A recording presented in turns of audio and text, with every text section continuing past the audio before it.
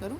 BSc part 1 में आप सभी ने जो है ऑर्गेनिक केमिस्ट्री को पढ़ा है, जिसमें आपने एल्कीन, एल्काइन और बेंजीन इत्यादि के बारे में जानकारी प्राप्त की थी। परंतु इस साल बीएससी सेकेंड ईयर में हमारा जो फर्स्ट यूनिट है वो है विद्युत चुंबकीय स्पेक्ट्रम का, कि स्पेक्ट्रम क्या होता है और वो किस प्रकार से किसी भी कार्बनिक यौगिक की संरचना ज्ञात करने के लिए मददगार है, हेल्पफुल रहता है। पूर्व में भौतिक और किसी रासायनिक विधियां जैसे कि पृष्ठ तनाव श्यानता, द्विध्रुव आघूर्ण इत्यादि के द्वारा किसी भी कार्बनिक यौगिक की संरचना के बारे में जानकारी प्राप्त की जाती थी, परंतु वो जानकारी पर्याप्त नहीं थी।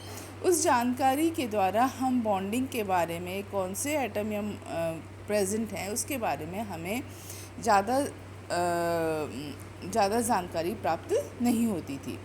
तो इसके पश्चात इसके बारे में जो जानकारी प्राप्त करने की जो विधियां काम में ली गई उसमें था स्पेक्ट्रोस्कोपी।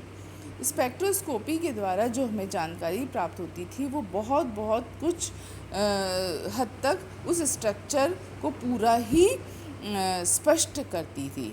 तो अब ये स्पेक्ट्रोस्कोपी है क्या? स्पेक्ट्रोस्कोपी में हम इलेक्ट्रोमैग्नेटिक स्पेक्ट्रम जो है का उपयोग करते हैं और उसका अध्ययन किया जाता है। अब इलेक्ट्रोमैग्नेटिक स्पेक्ट्रम के बारे में विस्तृत रूप से हम इस चैप्टर में पढ़ेंगे, जो आगे आने वाली स्लाइडों से भी स्पष्ट होगा।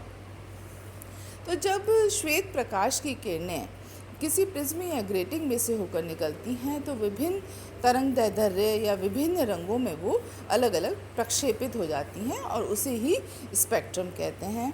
स्पेक्ट्रम का जो बहुवचन है वो क्या है? स्पेक्ट्रा।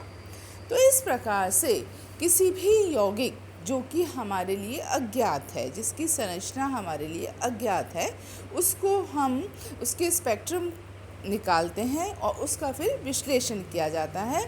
या तो यह विश्लेषण बिल्कुल ही अपने आप में नया होता है या हम उसको किसी अन्य यौगिक के साथ कंपेयर करके भी उसका विश्लेषण कर सकते हैं।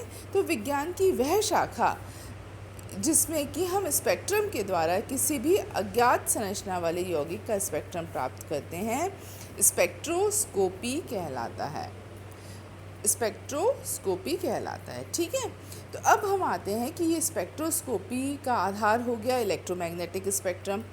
अब इलेक्ट्रोमैग्नेटिक स्पेक्ट्रम जो है, रेडिएशन जो है वो वेव नेचर की और पार्टिकल नेचर की दोनों ही प्रकार से होती है, जिसे कि मैक्स प्लैंक ने सिद्ध भी क्वांटम सिद्धांत के द्वारा सिद्ध कर दिया।